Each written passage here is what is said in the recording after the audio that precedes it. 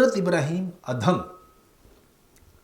وہ زہد کا معنی اس طرح کرتے ہیں، وہ کہتے ہیں کہ زہد 3 قسم کا ہے۔ پہلا کہتے ہیں کہ حرام امور سے بیزاری، کہ جتنے بھی حرام کام ہیں، جتنے بھی حرام چیزیں ہیں، ان سے بندہ بالکل کنارہ کش ہو جائے، چھوڑ دے۔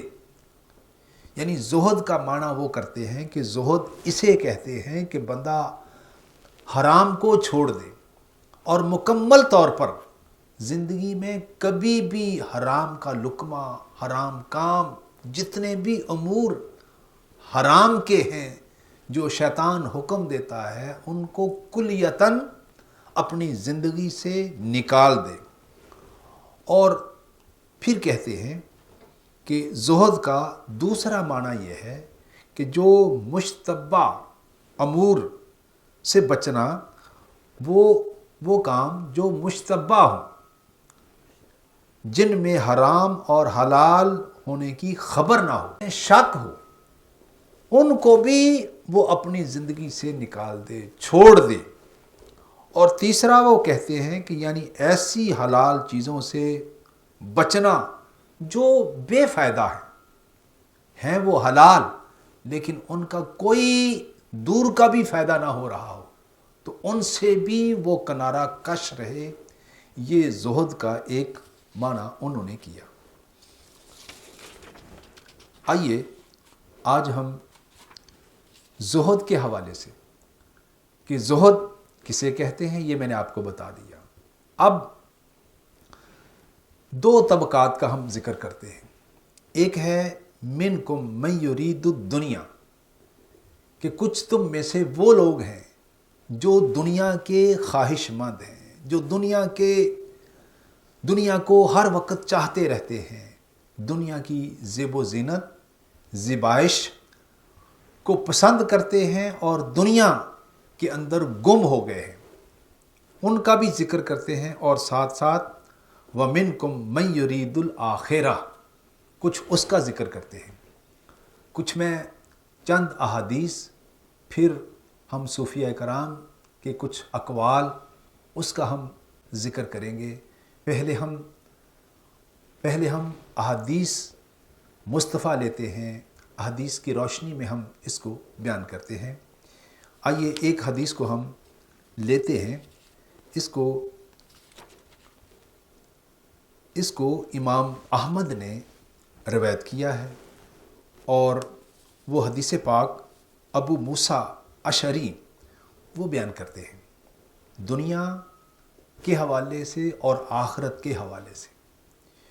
وہ کہتے ہیں کہ رسول پاک صلی اللہ علیہ وسلم کا ایک ارشاد نقل کرتے ہیں، کہتے ہیں کہ قال رسول اللہ صلی اللہ علیہ وسلم من احب دنیا ہو اضر بآخراتہ، کہ حضور علیہ السلام نے فرمایا کہ جو شخص دنیا کو اپنا محبوب، مطلوب بنائے گا، اضر بآخراتہ، وہ آخرت کا ضرور نقصان کرے گا۔ جو دنیا کو اپنا محبوب بنا لے گا، دنیا کو اپنا مدعا بنا لے گا، اپنا حاصل بنا لے گا، تو وہ اضر بآخراتہ، وہ آخرت کا نقصان کرے گا۔ اور پھر ومن احب آخرتہ، کہ پھر حضور علیہ السلام نے فرمایا کہ جو شخص آخرت سے محبت کرتا ہے، آخرت کو چاہتا ہے، وَأَضَرَّ بِدُنْيَاهُ، وہ دنیا کا نقصان کرے گا۔ یعنی 2 چیزیں ہیں، 2 چیزوں میں سے ایک چیز کو چوز کرنا ہے، یا آخرت کو یا دنیا کو۔ دونوں میں سے ایک کا نقصان لازم ہے۔ اگر وہ دنیا کو لے گا، دنیا سے محبت کرے گا، تو پھر آخرت کا نقصان ہوگا۔ اگر وہ آخرت سے محبت کرتا ہے تو دنیا کا نقصان ہوگا۔ تو دونوں چیزوں کو آقا علیہ السلام بیان کر رہے ہیں کہ فَآسِرُوهُ مَا يَبْقَى عَلَى يَفْنَى، کہ حضور علیہ السلام فرماتے ہیں کہ یہ 2 چیزیں ہیں، ان 2 چیزوں میں سے ایک کو بقا حاصل ہے اور وہ آخرت ہے، اور دنیا وہ فنا ہو جانے والی ہے، وہ ختم ہو جانے والی چیز ہے، وہ کسی کے ہاتھ میں نہیں آتی، وہ چند دنوں کی ہوتی ہے، چند سالوں کی ہوتی ہے، کچھ دیر کے لیے ہوتی ہے، لیکن اس کے بعد دنیا نے ختم ہو جانا ہوتا ہے۔ دنیا کی ساری آسائشیں، ساری رونقیں ایک دن ختم ہو جانی ہوتی ہیں، اور بقا آخرت کو ہے۔ اس لیے عقل و دانش کا یہی طریقہ ہے، اور عقل و دانش یہی کہتی ہے کہ جس نے ختم نہیں ہونا، جس کو بقا حاصل ہے، وہ آخرت ہے، تو تم آخرت کو کیوں نہیں چوز کر لیتے؟ یعنی آخرت کو پسند کرو۔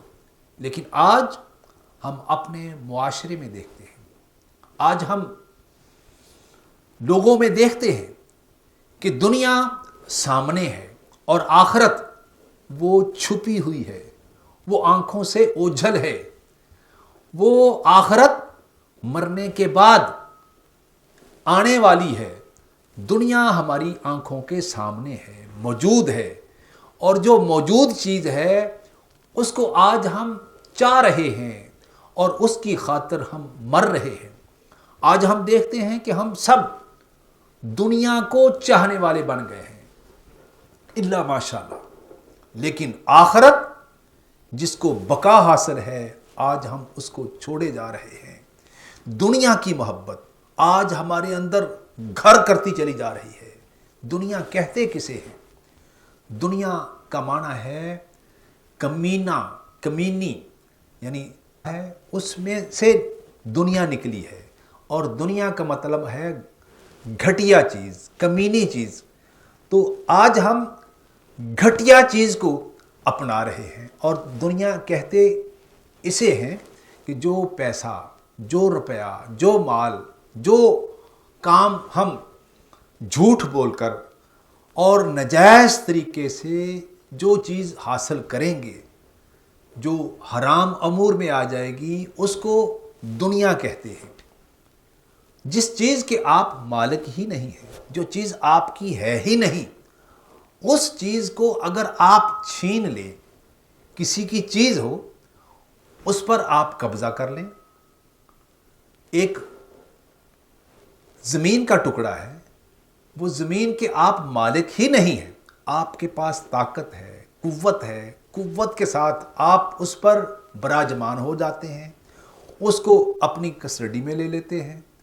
آپ کسی نہ کسی طریقے سے، یعنی عدالت کے ذریعے آپ کے پاس پیسے ہیں، تو وہ آپ کسی نہ کسی غلط ذرائع سے اس چیز کو حاصل کرتے ہیں۔ تو یہ دنیا ہے۔ حلال طریقے سے آپ جو رزق کھائیں گے وہ دنیا نہیں ہوگی، وہ حلال رزق وہ جائز ہوگا۔ جائز آپ کما کر کھائیں گے تو وہ چیز حلال ہوگی۔